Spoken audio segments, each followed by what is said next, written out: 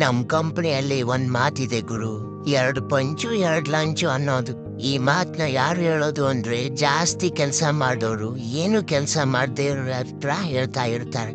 ಇವತ್ತಿನ night shift ಅಲ್ಲಿ ಏನು ಕೆಲಸ ಇಲ್ಲ ಆಗಿತ್ತು ಗುರು. ಹಂಗೆ 12 ಗಂಟೆಗೆ ಸ್ನಾಕ್ಸ್ ತಿನ್ನೋಕಂತ ಹೋದೆ. ಅಲ್ಲಿ ನೋಡಿದ್ರೆ ಶೇಂಗಾ ಮತ್ತೆ ಹೋಳ್ಗೆ ಕೊಟ್ಟಿದ್ರು ಗುರು. ದೆವ್ವ ಡ್ಯಾನ್ಸ್ ಮಾಡೋ ಟೈಮಲ್ಲಿ ನಾವು ಸ್ನಾಕ್ಸ್ ಅನ್ನ ತಿಂತಾ ಇದ್ದೀವಿ ಗುರು.